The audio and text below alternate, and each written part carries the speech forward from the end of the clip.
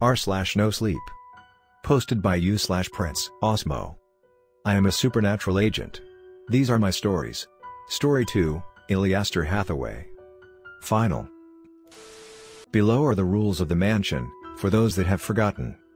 Rule 1, no thing and no one is to enter or leave the mansion after 7 p.m. until 7 a.m. Between these hours, keep all doors leading to the outside and all windows locked unless Yliaster is inside the mansion.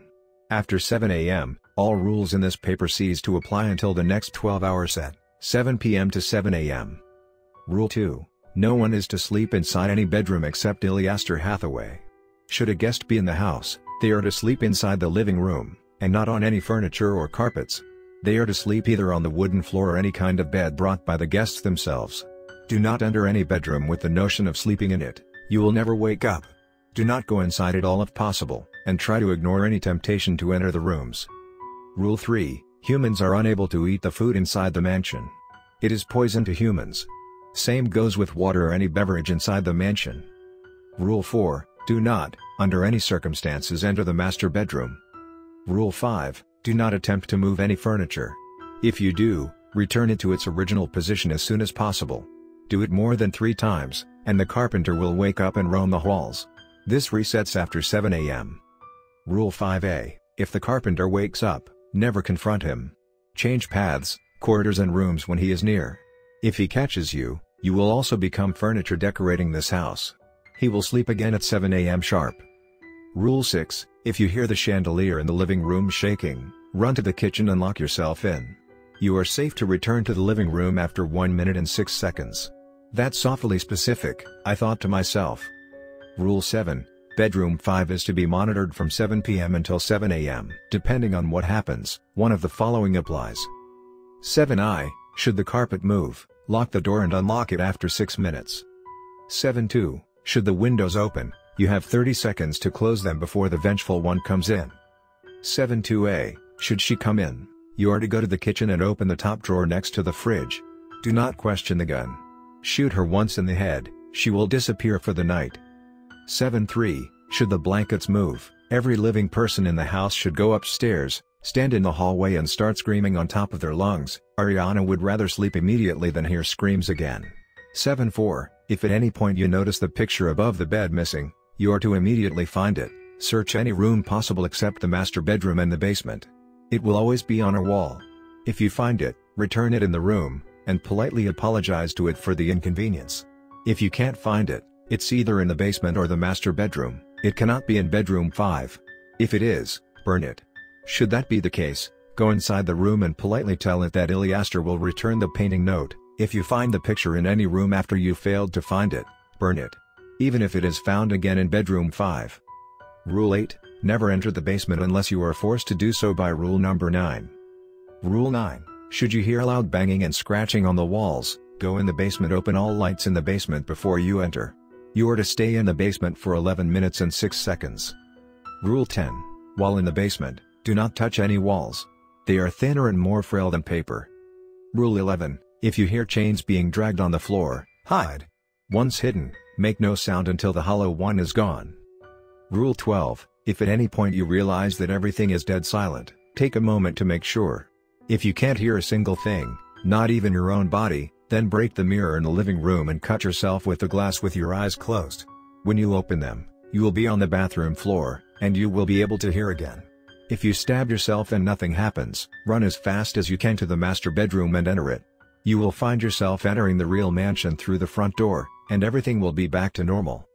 Rule 13, bedrooms 1 to 4 are to be locked at 12 a.m. sharp and unlocked at 3 a.m. sharp. If you ever see a locked door open during these hours, call for the benevolence help by cutting your palm and letting your blood drip in front of the unlocked door. Return to the living room, and never check the unlocked room, no matter what you hear coming from inside it. You will find the door locked after 10 minutes. Rule 14, if anyone knocks on the door during 12 a.m. to 6 a.m., ignore it. If he persists, knock back on the door. If he still doesn't stop knocking, take the gun from the kitchen and shoot him through the door. Rule 15, if you ever hear someone discussing with Yliaster, it's not real. Yliaster is not home. If you are reading these rules, you are not safe. If this rules comes in effect, shoot 3 times through the door to the master bedroom. Do not enter. Rule 16, If you ever see the master bedroom door open, end your life, or let the forgotten kill you. Trust me, you'd rather kill yourself. When I saw the windows open, I jumped up in a panic. I had no idea how long the windows have been open, and I wouldn't take any chances. I ran to the kitchen, and opened the drawer with the gun. I tried grabbing it, but I immediately dropped it on the floor and started screaming. That fucking thing was doused in holy water and probably blessed 3 times during forging. My hand was severely burned and the pain made me dizzy. I yelled as well as I could. "Jonathan, Nathan, come here now." My eyes were foggy with the tears that ran thanks to the pain, and I told him to pick up the weapon. Well, I told Jonathan. And I noticed that Nathan was nowhere to be found. Jonathan tried to explain that he blinked, and Nathan had disappeared. My mind went to Rule 12, but I couldn't care about that right now. He could only leave on his own. Right now, I could feel a disgusting, vengeful spirit closing in. "Jonathan, take the gun, and aim at the stairs. Whatever you see, shoot it in the head without second thought. Do you understand?" But what am I supposed to shoot at? B. It doesn't matter. Just. A loud bang was heard on the chairs, along with heavy, unstable breathing. "Do it, Jonathan." Jonathan aimed the weapon. He was trembling a bit, but he had a good shot. Then, the vengeful one appeared. Another rotting corpse, filthy and covered in dirt, grass and plant roots. It had long hair in half of its head, while the other half was broken, like she was hit with an iron bat at full force. She was wearing an old nightgown, that long lost its color and patterns. Its bloodshot eyes were basically swimming in the sockets, and one of the eyes was disformed, like it was burned. The worst thing, however, is the fact that an umbilical cord was hanging out of her. Like she just gave birth. I can bet that she died after that. I could kind of handle the sight, I just composed myself. But Jonathan? He lost it. He started trembling like a fish on land. He didn't shoot, and he couldn't even aim now. He started sobbing uncontrollably, whispering that he will die here. I yelled at him, but he didn't respond. I got up, grabbed the gun, and barely managed to shoot her in the head before falling down on the floor screaming in pain, and eventually momentarily fading. I don't know what happened in the 2 minutes I was out cold, but when I opened my eyes, I saw Jonathan hitting on the floor in silence, looking at the wall. I looked at my hand, the skin of my palm was obviously half melted, and some of my skin was still on the gun. Thankfully, Jonathan did not even notice. He was in a state of shock. He was in a trance, looking at the wall like a dead man. "Let's move, John. Go on the couch. Observe the monitor. I'll go take care of the rooms," I said quietly, and he complied. I walked up and locked all the doors. The time was 12 a.m. sharp.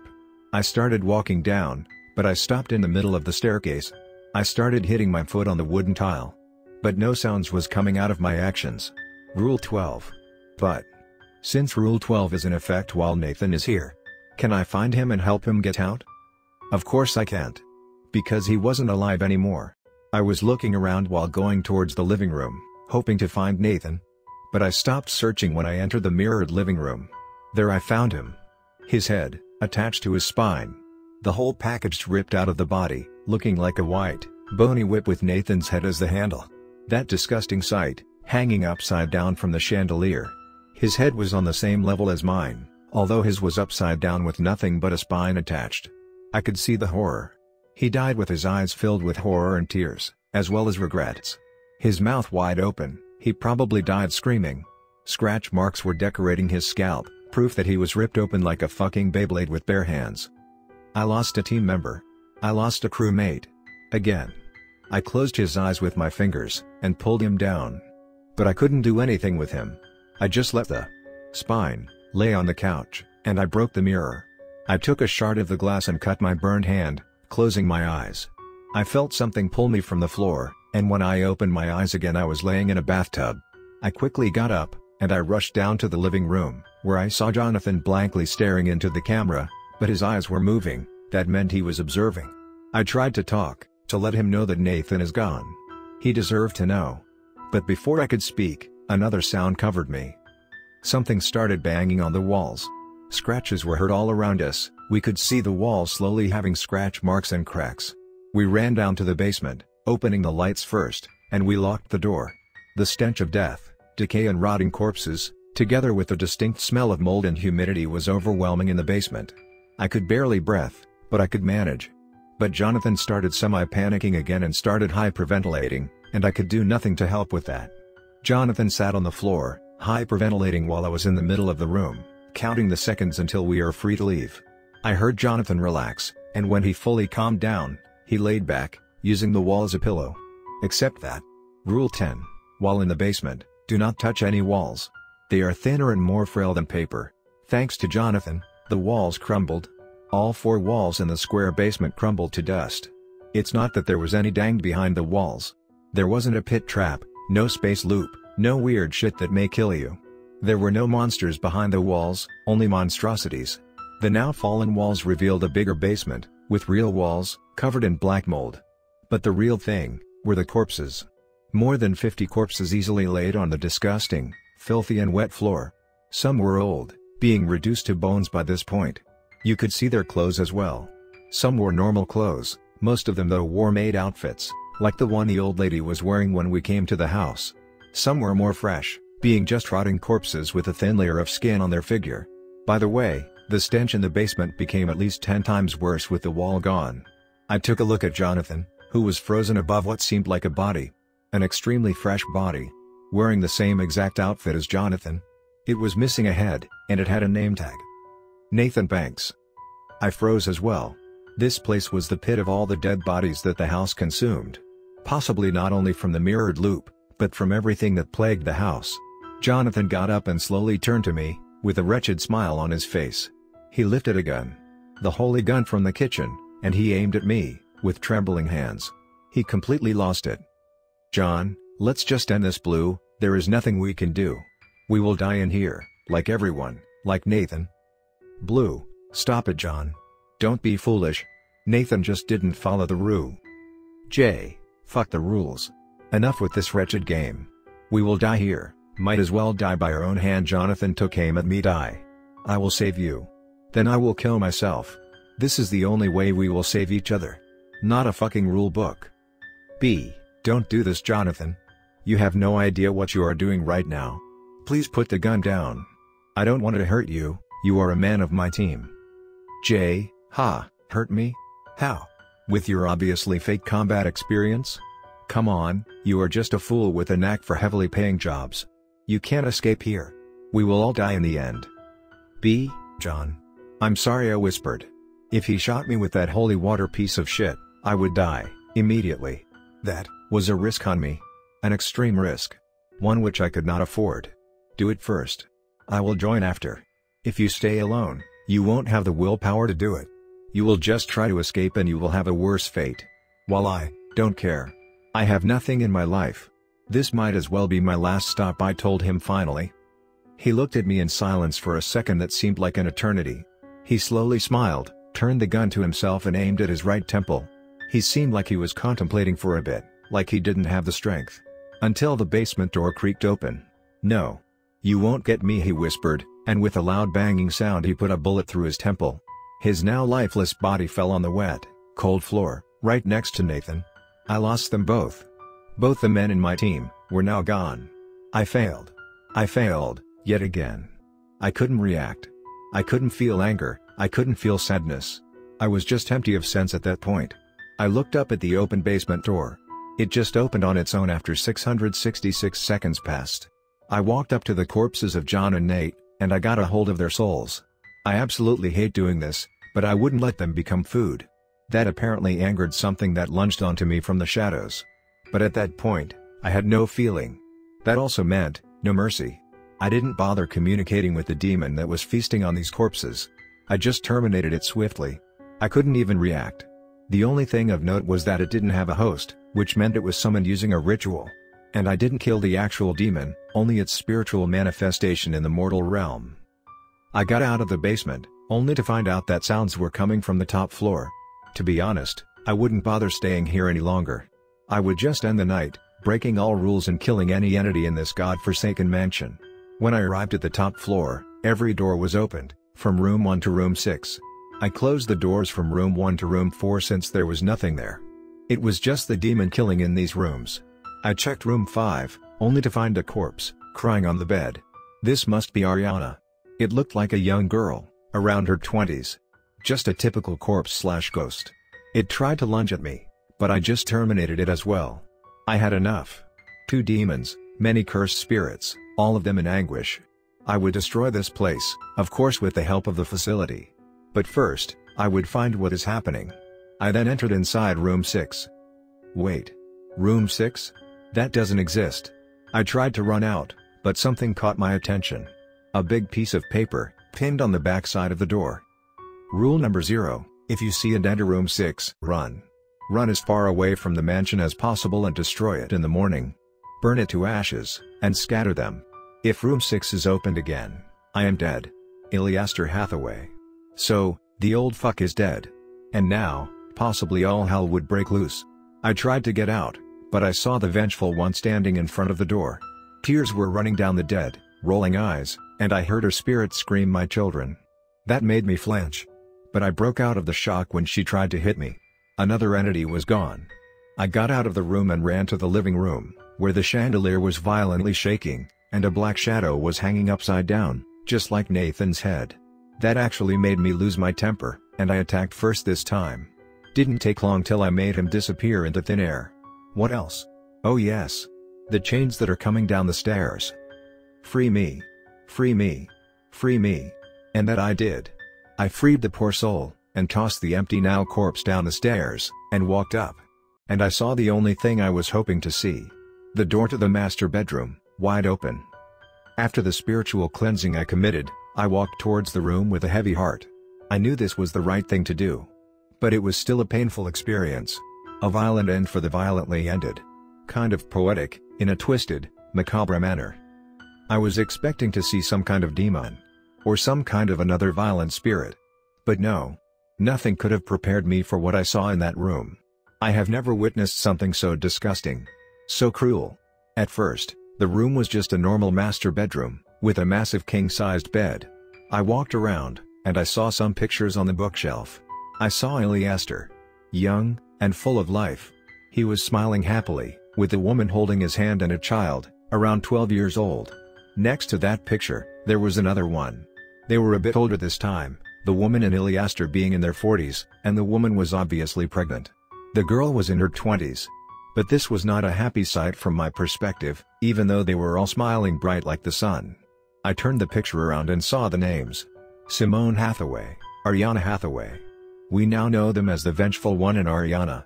I heard rumbling behind me and immediately turned around, facing the horror. I saw a baby. A baby standing up, looking at me with its red eyes. Its white body had red stripes all over, looking like disgusting veins.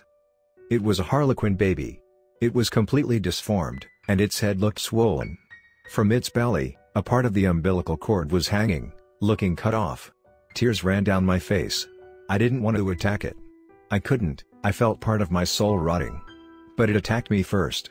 Its mouth stretched to unreasonable size, and it could easily swallow me whole. In the dark red abyss I could see within its esophagus. I pierced my hand through it, crying. I didn't want this. The Forgotten One became ashes and was scattered on the floor. I stood there silently, with tears running down my cold, expressionless face. After what seemed like an eternity, I finally snapped. I started hitting everything, tossing furniture on the walls, destroying everything, not caring about the carpenter or any of the rules by now. Of course, nothing came. The curse was broken, but I didn't know it yet. After destroying everything, it was the bed's turn. I picked it up and tossed it on the back wall, and started kicking it and breaking whatever remained. As I tossed it on the back wall though, I broke the wooden tiles on the wall, revealing a tiny, dark room.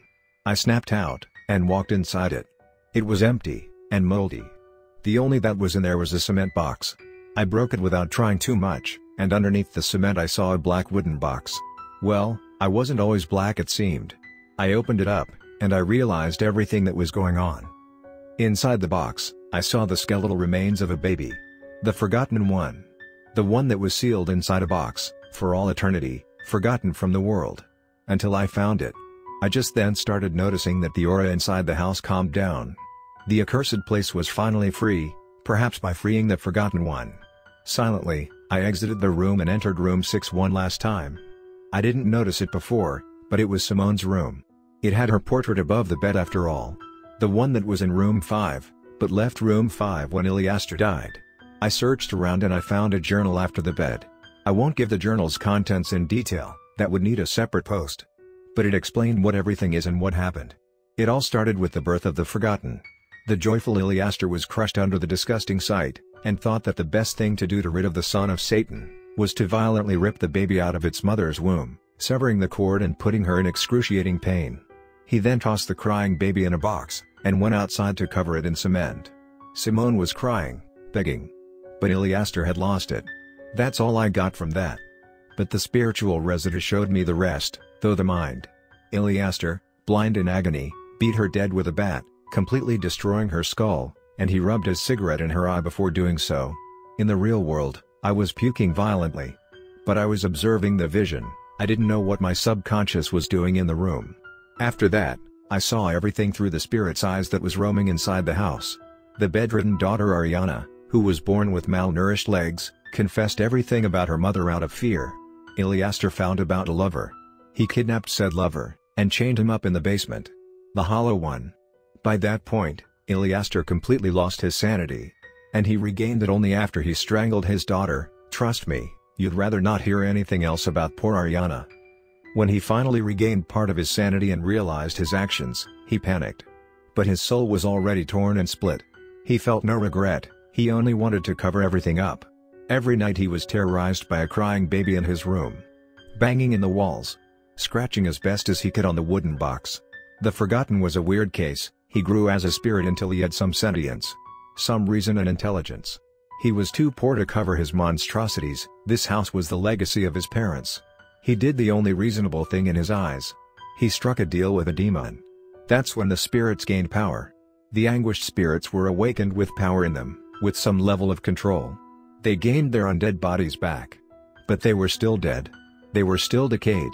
For the next 20 years, Yliaster had enough money to buy all of France. But he only cared about his evil deeds.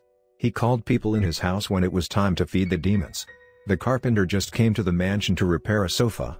He ended up with his skin covering a wall, and his body dead inside the basement, behind the fake wall. Many maids, many workers, many people, died inside this place. To feed the demon, that brought one more with him by the way, and to keep Yliaster's deeds hidden from the world. Until now. Now, he was dead, and the house was supposed to be a demon's property. Now the released demon, without the person on the other side of the deal, would do whatever he wanted in the mansion. But I was here. I ended this. I came with others, and left alone. Once again, I was the sole survivor in a site. And the only thing I could do was mourn. Mourn more dead men. I went outside of the mansion. Everything was peaceful as death can get. I contacted HQ, and 4 cleansing teams were dispatched. I gave a debriefing of the situation to one of my superiors, and after that I was free to go. Within the next 2 days, I anonymously sent a total of 500k split to the families of Nate and John, along with my condolences. The mansion was burned to the ground, and it's like it never existed. The corpses in the basement were burned, along with every other corpse in sight, except the corpses of Nate and John, which were restored to a good enough state to be buried. Nate's head and spine were never found. They were artificially recreated. As for their souls, I released them inside a church, and yes, I almost died entering that place. But it was the least I could do. My soul is scarred since then. I can feel it inside me, eating me. I feel the Forgotten trying to escape an unfair fate. And I feel myself passing my hand through its artificial body. I don't want to live something like this again. If I'm forced to, I don't want it to happen too much. I don't want my human soul to be corrupt. It's the only human thing I got left in this life. And that thing will definitely ruin me.